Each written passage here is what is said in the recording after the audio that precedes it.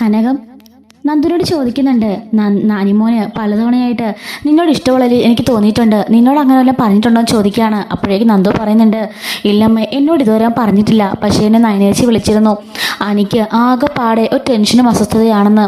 അതുപോലെ തന്നെ നയനേച്ചിയോട് അനി പറഞ്ഞിട്ടുണ്ട് മറ്റേതോ ഒരു പെൺകുട്ടിയെ അനി സ്നേഹിക്കുകയാണെന്ന്. അത് ഏത് പെൺകുട്ടിയാണെന്ന് അറിയാമോ എന്ന് നയനേച്ചി എന്നെ വിളിച്ച് ചോദിച്ചപ്പോൾ ഞാൻ ആകെപ്പാടെ തകർന്നു പോയ അമ്മയെന്ന് പറയാണ്.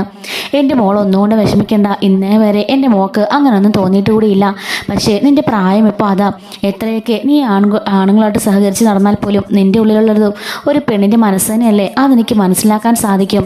അതുകൊണ്ട് എൻ്റെ മോള് ഈ ഒരു ഇത് കാണിച്ചതിന് ഞാൻ തെറ്റൊന്നും ഒരിക്കലും പറയില്ല. നിനക്ക് ഏതോ ഒരു ആളുടെയോ മുമ്പിൽ നിൻ്റെ മനസ്സ് പകച്ചു പോയെന്ന് കരുതിക്കൊണ്ട് തന്നെയാണ് ഞാൻ ആ പേപ്പർ എടുത്തത്. പക്ഷെ തിരിച്ചു നോക്കിയപ്പോൾ അനിയാന്ന് കണ്ട് ഞാൻ ഞെട്ടിപ്പോയി എന്ന് അമ്മ പറയുന്നുണ്ട്.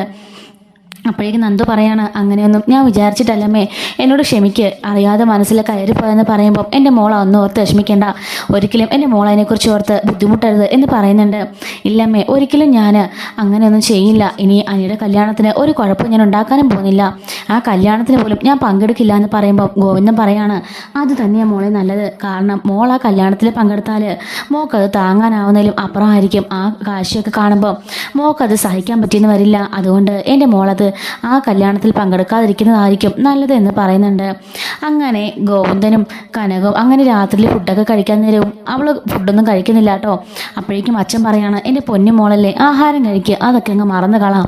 എന്നിട്ട് മോള് പഴയതുപോലെ സ്മാർട്ടായിട്ട് ജോലിയൊക്കെ ചെയ്ത് നല്ല അടിപൊളിയായിട്ട് ജീവിക്കണം. എനിക്ക് എൻ്റെ മോളെക്കുറിച്ച് അച്ഛൻ ഒരുപാട് സ്വപ്നങ്ങളുണ്ട്, അതെല്ലാം നടത്തി തരണമെന്ന് പറയുമ്പം നന്ദു പറയുന്നുണ്ട്, അച്ഛൻ പറഞ്ഞാൽ മതി അച്ഛാ, ഞാൻ എല്ലാം ചെയ്യാം. ഈ ഫുഡല്ലേ ഞാൻ ഇപ്പോൾ തന്നെ കഴിക്കാമെന്ന് പറഞ്ഞിട്ട് അവൾ ആ ഫുഡ് മൊത്തം കഴിക്കുന്നുണ്ട്. അങ്ങനെ അവൾ കയ്യും കഴുകി മുറിയിലേക്ക് പോയിട്ട് കഥ അടയ്ക്കുകയാണ്. ഈ സമയത്ത് ഗോവിന്ദൻ പറയാണ്, അവളുടെ ഉള്ളു കിടന്ന് നീറുക, നമ്മളെ വിഷമിക്കേണ്ടെന്ന് കരുതിയിട്ടാ പാവം എല്ലാം സഹിച്ച് ചിരിച്ചുകൊണ്ട് നടക്കുന്നത്. അവളുടെ ഉള്ളു നീറുന്നത് എനിക്കും അറിയാം ഗോവിന്ദേട്ടാ, പലതവണയായിട്ട് ആ പാവം കരയുന്നത് ഞാൻ കണ്ടു. എന്തുമാത്രം ആ സഹിക്കുന്നത്. ഈ ഒരു അവസ്ഥ കാരണമല്ലേ മറ്റേതെങ്കിലും പെൺകുട്ടികളായിരുന്നെങ്കിൽ സ്നേഹിച്ച പുരുഷനോടൊപ്പം എപ്പോഴും ഒളിച്ചോടി പോയേനെ എന്ന് പറയാണ്. എന്തായാലും നമ്മുടെ മോള് നയനമോളും നന്ദുമോളും നമുക്ക് കിട്ടിയ ഭാഗ്യമാണ്, ഒരിക്കലും അവരങ്ങനൊന്നും ചെയ്യില്ല എന്ന് പറയുന്നുണ്ട്. പക്ഷേ അവളുണ്ടല്ലോ ആ നവ്യ, ആ ഒരുമ്പെട്ടവൾ, അവൾ കാണിച്ച പണി എന്താണെന്ന് ഗോവിന്ദന് അറിയാവുന്നതല്ലേ, എല്ലാം തകർത്തെറിഞ്ഞല്ലേ ഒരു നിമിഷം അവൾ ഇവിടെ നിന്ന് ഇറങ്ങിപ്പോയത് എന്ന് പറയാണ്. അങ്ങനെ രണ്ടുപേരും പോയി കിടന്ന് ഉറങ്ങുന്നൊക്കെ ഉണ്ട് കേട്ടോ. അങ്ങനെ രാവിലെ ആവുന്ന സമയത്ത് ബെല്ലടി കേൾക്കുന്നുണ്ട് കേട്ടോ, ബെല്ലിൻ്റെ ശബ്ദം കേൾക്കുന്നുണ്ട്. ഈ സമയത്ത് പോയിട്ട് കനകം കതക് തുറക്കാണ്. കതക് തുറക്കുന്ന കനകം ആകെപ്പാടെ ഷോക്കായിട്ട് ഒരു സെക്കൻഡ് സ്റ്റക്കായിട്ട് നിൽക്കുകയാണ്. അപ്പോഴേക്കും ഈ സമയത്ത് ആരാ കനകമെന്ന് ചോദിച്ചുകൊണ്ട് ഗോവിന്ദനും അങ്ങോട്ടേക്ക് വരുന്നുണ്ട്. നോക്കുമ്പം നന്ദു അനിയുടെ കൈ പിടിച്ച് താലിമാലയും അതുപോലെ പൂവൊക്കെ മാലയൊക്കെ ആയിട്ട് അങ്ങോട്ടേക്ക് കയറി വന്ന് നിൽക്കുകയാണ്. ഇത് കണ്ടതും അവർ രണ്ടും അങ്ങ് ഷോക്കായി നിൽക്കുകയാണ്. പെട്ടെന്ന് തന്നെ കനകം പറയാണ്, എടി നശിച്ചവളെ, നീ എല്ലാം നശിപ്പിച്ചോടി എന്ന് ചോദിക്കുന്നുണ്ട്. എന്നാൽ രാത്രി കൂടി ഞാനും ഗോവിന്ദനോട് പറഞ്ഞതേ ഉള്ളൂ എൻ്റെ മോൾ അങ്ങനെ ഒരു തെറ്റും ചെയ്യില്ല എന്ന്. അതിൻ്റെ എല്ലാം അവസാനമാക്കിയല്ലോടി നീ. ഇനി ഞാൻ അവരുടെയൊക്കെ മുഖത്ത് എങ്ങനെ നോക്കും? ഇനി നയനമോളുടെ നവിയുടെയും അവസ്ഥ എന്തായിരിക്കും? അനന്തപുരത്തൊരു തറവാടാകെ ഇളകി ഇങ്ങോട്ട് വരുമല്ലോ, അവിടെയും ഇപ്പോൾ ഒരു പൊട്ടിത്തെറി ഉണ്ടാവുമല്ലോ ഈശ്വര എന്ന് പറഞ്ഞിട്ട് കനകം ഇരുന്ന് കരയാണ്. പെട്ടെന്നായിരിക്കും ഗോവിന്ദന് നെഞ്ചുവേദന വരുന്നത്. അങ്കിൾ എന്ന് പറഞ്ഞുകൊണ്ട് ഓടി വന്ന് അനി പിടിക്കുന്നുണ്ട്. അങ്കിൾ ഞങ്ങളോട് ക്ഷമിക്കണം, നന്ദു അനി ഇഷ്ടമാണെന്ന് പറഞ്ഞപ്പം എനിക്ക് വേറെ ഒന്നും തോന്നിയില്ല, അവളെ വിവാഹം കഴിക്കാൻ മാത്രം തോന്നിയുള്ളൂ, എന്നോട് ക്ഷമിക്കണം എന്ന് പറഞ്ഞിട്ട് അനി വന്നിട്ട് ഗോവിന്ദനെ പിടിച്ച് പൊക്കുന്നൊക്കെ ഉണ്ട്. ഇരുന്നിട്ട് അങ്കിളിന് എങ്ങനെയുണ്ട്, ആശുപത്രിയിൽ പോകണമെന്ന് ചോദിക്കുമ്പോൾ വേണ്ട എന്നൊക്കെ പറയാണ്. പെട്ടെന്ന് ഗോവിന്ദേട്ടാന്ന് പറഞ്ഞ് ചാടി കനകം എഴുന്നേക്കുന്നുണ്ട് കേട്ടോ. ഇതൊക്കെ കനകം കാണുന്ന ഒരു സ്വപ്നം മാത്രമായിരിക്കും. അങ്ങനെ കനകം ഞെട്ടി എഴുന്നേൽക്കുമ്പോഴേക്കും ഗോവിന്ദൻ ചോദിക്കുകയാണ്, എന്താ കനകം, എന്ത് പറ്റി, അല്ല ദുസ്വപ്നവും കണ്ടോ എന്ന് ചോദിക്കുമ്പോൾ എൻ്റെ ഗോവിന്ദേട്ടാ എനിക്ക് വളരെ പേടിയാവുമെന്ന് പറയുമ്പം എന്താ നീ കാര്യം പറയാന്ന് പറയുമ്പം ഞാൻ സ്വപ്നം കാണുന്നതാണ് രാവിലെ കതക് തുറക്കുമ്പോഴേക്കും അനിയും നന്ദുവും കൂടെ വിവാഹം കഴിച്ച് നമ്മുടെ വീടിൻ്റെ വാതിക്ക് വന്ന് നിൽക്കുന്നത്. നന്ദുവിനെ ഇഷ്ടമാണെന്ന് അറിഞ്ഞപ്പോൾ തന്നെ അനി അവളെയും കൂട്ടി വിവാഹം കഴിച്ചു എന്നാണ് പറഞ്ഞെന്ന് പറയാണ്. നീ വേണ്ടാത്തൊന്നും പറയില്ലേ കനവെന്ന് പറയുമ്പം എനിക്കിപ്പോൾ പേടിയാവുന്നുണ്ട് ഗോവിന്ദേട്ടാ, പെൺപിള്ളാറെ മനസ്സല്ലേ, അത് കടൽ പോലെയാ, അത് ഒരോളത്തിന് കയറുകയും ഒരോളത്തിന് ഇറങ്ങുകയും ചെയ്യും. എന്താ എപ്പോഴാണ് ചെയ്യുന്നതെന്ന് പറയാൻ പറ്റില്ല, എനിക്ക് ആകെപ്പാടെ പേടിയാവുന്നെന്ന് പറയാണ്. അവളാണെങ്കിൽ ആകെപ്പാടെ വിഷമത്തിലാണ്, ചങ്ക് പൊട്ടി കരയുന്നത് പലതവണ ഞാൻ കണ്ടതാ. എനിക്കാണേലും അവളെന്ന് വെച്ചാൽ ഭയങ്കര ഇഷ്ടമാണ്.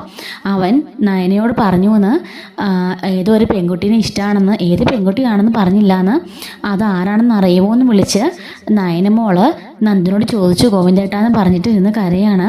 നീ വിഷമിക്കാതെ, നമ്മുടെ മോൾ അങ്ങനെയൊന്നും ചെയ്യില്ല എന്ന് പറയുന്നുണ്ട്. അങ്ങനെ രാത്രിയിൽ ഗോവിന്ദനും കനവും കൂടിയിട്ട് പോയിട്ട് പതിയെ അവളുടെ മുറിയിൽ പോയി നോക്കുന്നുണ്ട്. അപ്പോഴേക്കും അവൾ നല്ല ഉറക്കമായിരിക്കും. കണ്ടോ, നമ്മുടെ മോള് കിടന്ന് ഉറങ്ങുക, നീ വെറുതെ അവളെ സംശയിക്കേണ്ട, നീ അടങ്ങിയിരിക്കുക, നമ്മുടെ മോൾക്ക് തോന്നരുത് നമ്മളവളെ സംശയിക്കുകയാണെന്ന്. അങ്ങനെ അറിഞ്ഞാൽ ആ പാവത്തിന് ഭയങ്കര വിഷമമായിരിക്കും. നീ അതുകൊണ്ട് ഒരിക്കലും അവളെ സംശയഭാവത്തോടെ നോക്കരുത് എന്ന് പറയുന്നുണ്ട്. ഇല്ല ഗോവിന്ദേട്ടാ, പക്ഷേ ഒരമ്മയുടെ മനസ്സല്ലേ, അവളെ ആരും അവളുടെ അമ്മയില്ലേ ഞാൻ, അതുകൊണ്ട് എൻ്റെ ഉള്ളിൽ കിടന്ന് പിടയ്ക്കുകയാണ്. അങ്ങനെ എന്തെങ്കിലും സംഭവിച്ചാൽ തകരാൻ പോകുന്നത് ഒന്നല്ല 3-4 കുടുംബങ്ങളാണ്. അനന്തപുരി തറവാട് ആകെ ഇളകും. നമ്മുടെ നയനമോക്ക് പിന്നെ ഒരിക്കലും ജീവിതത്തിൽ സ്വൈര്യം കിട്ടില്ല. നവിയുടെ കാര്യം പിന്നെ പറയുകയും വേണ്ട. അതുപോലെ തന്നെ നന്ദുവിന് ജീവിക്കാൻ പറ്റുമെന്ന് ഏട്ടന് തോന്നുന്നുണ്ടോ, എല്ലാം തകർന്ന് തരിപ്പണമാകുമെന്ന് പറയുന്നുണ്ട്. ഈ വിവാഹം ഒരിക്കലും നടക്കാൻ പാടില്ല എന്ന് പറയാണ്. നീ വിഷമിക്കേണ്ട, അങ്ങനെ നമ്മുടെ മോള് ചെയ്യില്ല എന്ന് പറഞ്ഞ് ഗോവിന്ദൻ സമാധാനിപ്പിക്കുന്നുണ്ട്. ഇതേ സമയത്ത് തന്നെ അനിയാണെങ്കിലോ അവിടെ ഉറക്കം പോലും ഇല്ലാതെ ആകെപ്പാടെ വിഷമിച്ചിന് ഇരിക്കുകയായിരിക്കും. നന്ദുവിൻ്റെ ഫോട്ടോയൊക്കെ ഇങ്ങനെ എടുത്ത് നോക്കിക്കൊണ്ടിരിക്കുകയായിരിക്കും കേട്ടോ. അപ്പോൾ നന്ദുവിൻ്റെ ഫോട്ടോ ഇങ്ങനെ നോക്കിയിട്ട് അവനിങ്ങനെ പൊട്ടിക്കരയുന്നുണ്ട് അവിടെ ഇരുന്നുകൊണ്ട്. രാത്രി ഒന്നും അവൻ ഉറങ്ങുന്ന കൂടിയില്ല. അങ്ങനെ നന്ദുവിനെ തന്നെ ആലോചിച്ചുകൊണ്ട് ഇങ്ങനെ കിടന്ന് ഉറങ്ങിപ്പോകുന്നുണ്ട്. ഇതേ സമയത്ത് തന്നെ നയന ആദർശനോട് പറയുന്നുണ്ട് അവൻ്റെ മനസ്സിലുള്ള പെൺകുട്ടി ആരാണെന്ന്. ഞാൻ നന്ദുവിനെ വിളിച്ച് ചോദിച്ചു, പക്ഷെ നന്ദു പറഞ്ഞത് അറിയില്ല, അങ്ങനെ ഒന്നും സംസാരിച്ചിട്ടില്ല എന്ന് അവളും പറഞ്ഞെന്ന് പറയുന്നുണ്ട്.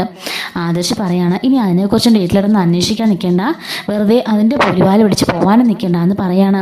അപ്പോഴേക്കും പറയുന്നുണ്ട്, ഞാൻ അനിയോട് ചോദിച്ചു ഏത് പെൺകുട്ടിയാണെന്ന് ചോദിച്ചപ്പോൾ ഏത് പെൺകുട്ടിയാണെന്ന് പറഞ്ഞാൽ എടുത്ത് നടത്തി തരുമോ എന്ന് ചോദിച്ചപ്പോൾ ഞാൻ ഇല്ല എന്ന് പറഞ്ഞപ്പം എങ്കിൽ ഞാൻ എടുത്തിൽ പറയില്ല എന്ന് അവൻ പറഞ്ഞത്.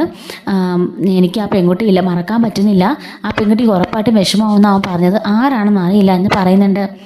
അപ്പോഴേക്കും ആദർശ് പറയുന്നുണ്ട്, എന്തായാലും ഇനി അതിനെക്കുറിച്ചൊരു സംസാരം വേണ്ട, അതൊക്കെ അങ്ങ് വിട്ട് കളഞ്ഞേക്ക്, നമുക്ക് വലുത് നമ്മുടെ മുത്തശ്ശനാണ്, അതുകൊണ്ട് തന്നെ മുത്തശ്ശന് സങ്കടം വരുന്ന ഒന്നും തന്നെ ചെയ്യാൻ പാടില്ല എന്ന് പറയാണ്. ഈ സമയത്ത് നയന പറയുന്നുണ്ട്, അനി പോയിട്ട് മുത്തശ്ശനോട് പറഞ്ഞിരുന്നു എനിക്കിതുപോലെ കല്യാണത്തിന് താല്പര്യമില്ല, കുറച്ച് നീട്ടി വെക്കണമെന്ന് പറഞ്ഞപ്പോൾ മുത്തശ്ശൻ ദേഷ്യപ്പെട്ടു. അങ്ങനെ എന്നെ മണ്ടനാക്കാണോ, എല്ലാവരും കൂടിയിട്ട് എന്നെ പൊട്ടനാക്കുകയാണെന്നുണ്ടെങ്കിൽ ഞാൻ പിന്നെ ജീവനോടെ കാണില്ല എന്നൊക്കെ മുത്തശ്ശൻ പറഞ്ഞു എന്ന് പറയുന്നുണ്ട്. അവൻ എന്തിനാ അങ്ങനെയൊക്കെ പോയി മുത്തശ്ശനോട് പറഞ്ഞെന്ന് പറയുമ്പോൾ പാവത്തിന് സങ്കടം കൊണ്ടാ. അവൻ ഒരുപാട് ആ പെൺകുട്ടിയെ സ്നേഹിച്ചും തോന്നുന്നു. അനാമികയോടുള്ളത് വെറും ഒരു ജസ്റ്റ് ഫ്രണ്ട്ഷിപ്പ് മാത്രമാണ്. ആ കുട്ടിയാണ് അതിനെ തെറ്റിദ്ധരിച്ച് കണ്ടതും ഇതിപ്പോൾ കല്യാണമൊക്കെ ഇവിടം വരെ എത്തിച്ചതും. അവന് യാതൊരു താല്പര്യമില്ല എന്ന് പറയുമ്പോൾ ഇനി ഈ വാർത്ത നീ ഇവിടെ മിണ്ടരുത്, അവന് താല്പര്യം ഉണ്ടാവോ ഇല്ലയോ, ഈ കല്യാണം നടന്നിരിക്കണം, കാരണം മുത്തശ്ശന് ആ വാക്ക് കൊടുത്തത്.